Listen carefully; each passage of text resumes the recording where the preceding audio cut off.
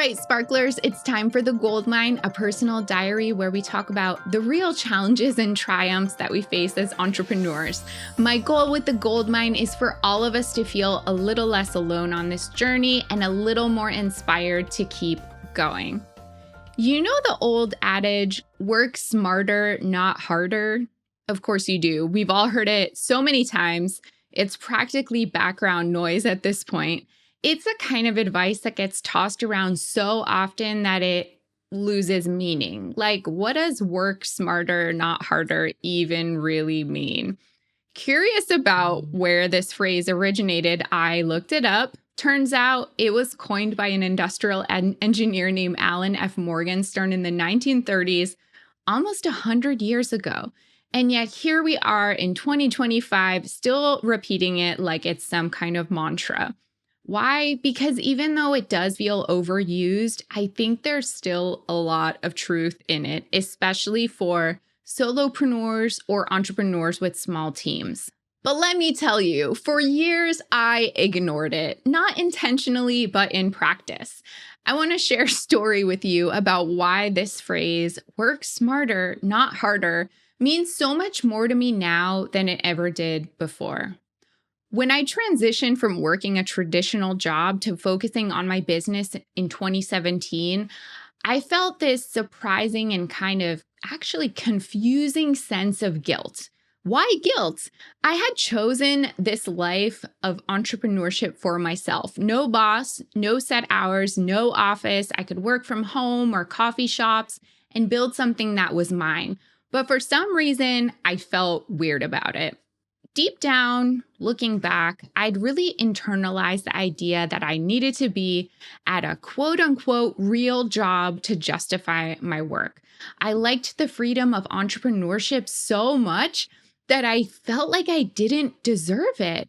I'd tell myself things like, well, if I'm going to enjoy this, then I need to prove I'm working hard enough to earn it.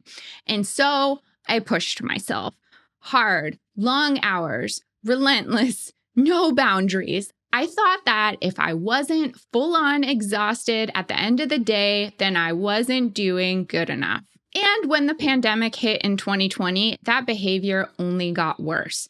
There was nowhere to go, nothing to do, and so I poured myself even more into my work. I tied my entire sense of self-worth to what I accomplished or hadn't accomplished, using work as a way to prove to myself and to others that I was doing enough. And looking back, it was punishment that I had disguised as productivity.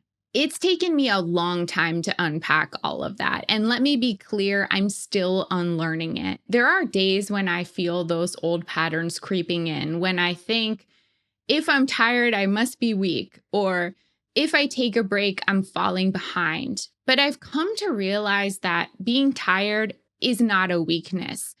It's a signal.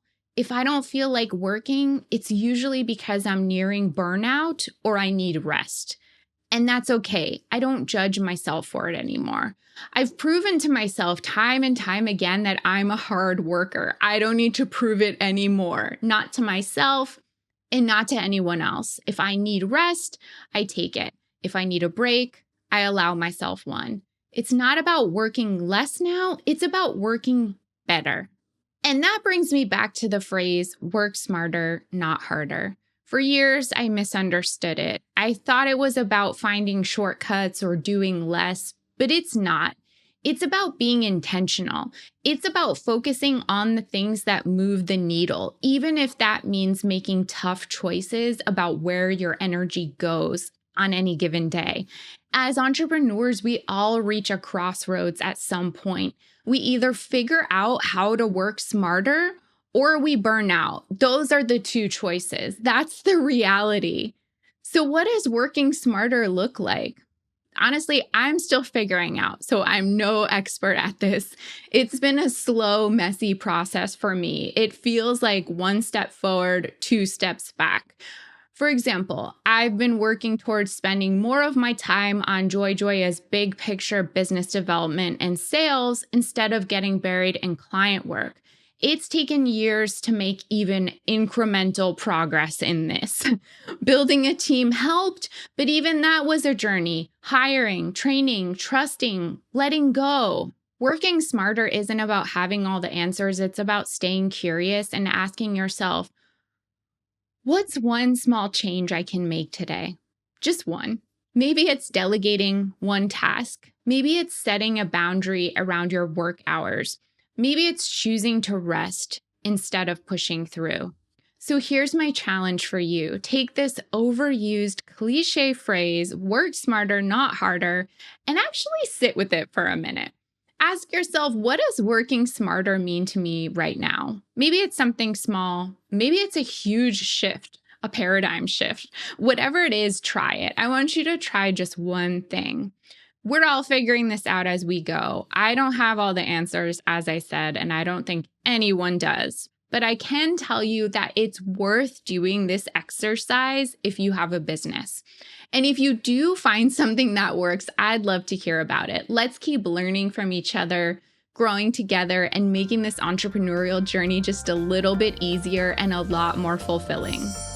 Thank you so much for watching. If you found this video helpful, please like, subscribe, and check out my other videos for even more tips and guidance.